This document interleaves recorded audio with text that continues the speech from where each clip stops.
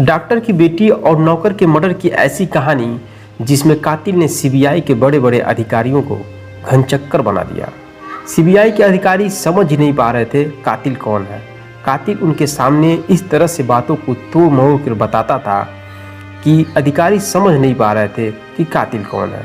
दरअसल ये कहानी शुरू होती है उत्तर प्रदेश के नोएडा से। नोएडा के सेक्टर 25 जलवायु विहार में जाने माने डॉक्टर राजेश तलवार रहते थे। 15 मई 2008 की रात करीब 11 बजे उनके लैपटॉप की वाईफाई कनेक्शन दिक्कत हो गई तो वो अपने 14 साल की बेटी आरुषि के कमरे में चले गए। वहाँ रखे कंप्यूटर को खोला और कुछ ईमेल करने लगे। उनकी बेटी आरुषि चेतन भगत की 3 मिस्टेक्स ऑफ माय लाइफ पढ़ रही थी।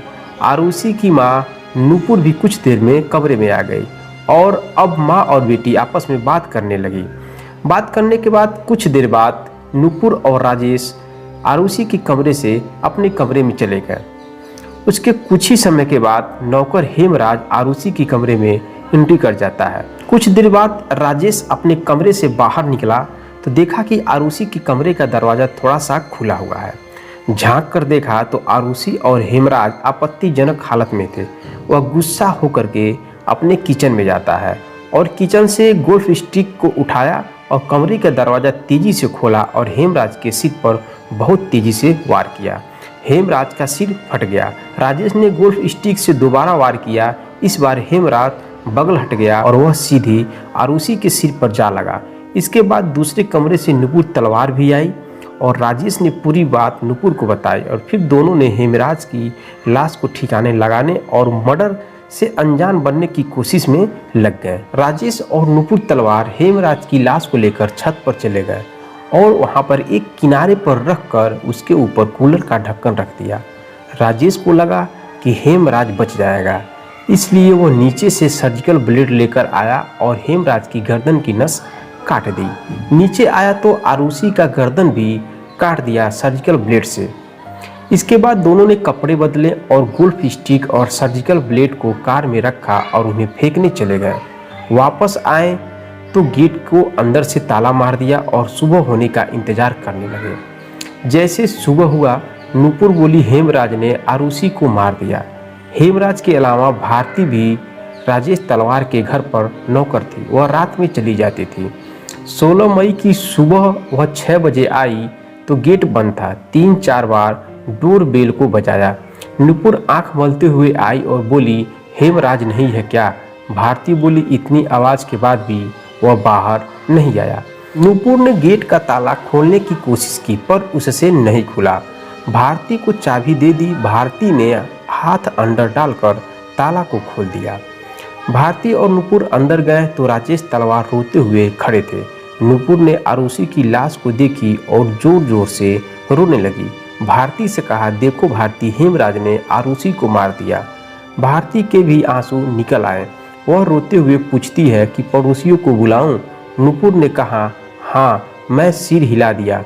राजेश तलवार ने पुलिस को सूचना देने से पहले अपने परिवार के लोगों को बुलाया और करीब 6:30 बजे पुलिस आ जाती है। राजेश तलवार और नूपुर ने पुलिस के सामने हत्या के लिए पहला नाम हेमराज का लिया। हेमराज नेपाल का रहने वाला था, इसलिए पुलिस का एक दल नेपाल भी चला गया। यूपी पुलिस के फोटोग्राफर और फिंगरप्रिंट कलेक्टर चुन्नीलाल गौतम घटनास्थल पर 10 बजे पहुंचे और फोटो खींची। फिंगरप्रिंटिंग निकला, लेकिन जब उसका फाइनल प्रिंट निकला तो 24 में से 22 धुंधले थे। 23 फोटो नेगेटिव से मेल नहीं खा रहा था। हेमराज की लाश छत पर और दरवाज़ा अंदर से बंद। हत्याकांड के अगले ही दिन पुलिस जांच के लिए छत पर जाने लगी। सीढ़ी पर ताला बंद था। चाबी मांगी तो राजेश तलवार ने चाबी दे दी। जब पुलिस ऊपर गए तो पुलिस हेमराज की लाश देखकर सन रह गए और पुलिस का शक बढ़ता गया। अभी तक पुलिस हेमराज को दोषी मान रही थी, लेकिन उसकी लाश मिलने के बाद आईजी पुलिस गुरुदर्शन सिंह ने केस को ऑनर किलिंग बता दिया और 23 मई 2008 को राजेश तलवार को गिरफ्तार कर लिया गया। उस वक्त राज्य में मायावती की सरकार थी। लोगों ने जांच पर सवाल उठाए तो केस सीबीआई को ट्रांसफर कर दिया गया। सीबीआई ने राजेश तलवार का नार्को टेस्ट करवा दिया, लेकिन कुछ नहीं मिला। इसके बाद जांच टीम ने राजेश की क्लिनिक में काम करने वाले नौकर राजकुमार, विजय मंडल और कंपाउंडर कृष्णा से पूछताछ शुरू की। यहाँ भी कोई सबूत नहीं मिला। सीबीआई ने दिसंबर 2009 में स्पेशल जुडिशियल मजिस्ट्रेट प्रीति सिंह को रिपोर्ट भेजी। प्रीति सिंह ने सीबीआई की क्लोजर रिपोर्ट में खारिज कर दिया, कहा कि फिर से जांच करिए। अब जांच की जिम्मेदारी सीबीआई की दूसरी टीम को मिली। इसका नेतृत्व एजीएल कौल को सौंपा गया। दूसरी टीम ने तलवार के परिवार के तीनों नौकरों को छोड़ दिया। गाजियाबाद में विशेष रूप से गठित सीबीआई अदालत में चार्जशीट दाखिल किया गया। चार्जशीट में राजेश तलवार को आरोपी बनाया गया। सबूत के तौर पर सीबीआई ने कुछ चीज़ें लिखी कि आरुषि की लाश को ढकने, उसके प्राइवेट पार्ट को साफ करने कोई दूसरा क्यों नहीं आया। दूसरा, हेमराज की हत्या के बाद उसके शव को छत पर कैसे पहुंचाया गया, जबकि सीढ़ी का ताला तो बंद था। सीबीआई के मुताबिक किसी भी बाहरी व्यक्ति के घर के अंदर आने के सबूत भी नहीं मिले। हेमराज की लाश को छत पर पहुंचाने के बाद राजेश तलवार ने खूब शराब पी और सबूत मिटा दिए।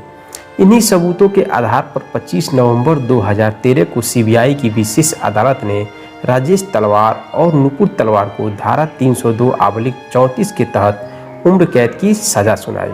इसके अलावा दोनों को सबूत मिटाने के लिए धारा 201 का दोषी पाया और 5-5 साल की सजा सुनाई। अदालत के अनुसार अब नुपुर और राजेश को पूरी उम्र जेल में रहना होगा। राजेश तलवार ने सीबीआई के फैसले को जनवरी 2014 में इलाहाबाद हाई कोर्ट में चुनौती दे दी। कोर्ट ने सीबीआई की दलील देखी तो बकवास बता दिया। जज ने कहा, इसमें सिर्फ कहानियां हैं, सबूत कहाँ है। कोर्ट ने जो दलील दी उसे समझने का प्रयास कीजिए। हत्याकांड में प्रयोग की गई गोल्फ स्टिक और सर्जिकल ब्लेड कहाँ है। हेमराज के खून के धब्बे राजेश और नुपुर पर क्यों नहीं मिले। राजेश और नुपुर से अलग अलग पूछताछ हुई लेकिन कोई अंतर नहीं मिला। राजेश और नुपुर के नार्को टेस्ट भी हुए लेकिन कुछ ऐसा सबूत नहीं मिला। इलाहाबाद हाई कोर्ट की जस्टिस बीके नारायण और जस्टिस एके मिश्रा की खंडपीठ ने 16 अक्टूबर 2017 को सीबीआई के फैसले को पलट दिया। इस तरह राजेश तलवार और नुपुर बरी कर दिए गए, लेकिन इन्हें निर्दोष नहीं बताया गया, बल्कि बेनिफिट ऑफ डाउट का फायदा मिला, यानी कि 100 दोषी छूट जाएं पर एक निर्दोष को सजा नहीं मिलनी चाहिए। यह नियम यहाँ पर लग गया। फैसला देखा गया तो गाजियाबाद की डासना जेल में बंद राजेश और नुपुर रो पड़े। नुपुर बोली, अब हमें इंसाफ मिला है। इलाहाबाद हाई कोर्ट का फैसला सीबीआई को अपनी हार लगा। सीबीआई ने फैसले को सुप्रीम कोर्ट में चुनौती दे दी, अपील का माध्यम बनाया। हेमराज की पत्नी को 10 अगस्त 2018 को सुप्रीम कोर्ट ने याचिका स्वीकार कर ली। अब तक लगातार सुनवाई हो रही है और फैसले का इंतजार किया जा रहा है। तो दोस्तों, आपको यह एपिसोड कैसा लगा? मेरा ये एपिसोड बताने का मतलब यही है कि आप जागरूक रहें, सतर्क रहें। किसी भी काम को अंजाम देने से पहले आप 100 बार सोचें। तो मिलते हैं नेक्स्ट एपिसोड में, तब तक के लिए जय हिंद, जय भारत।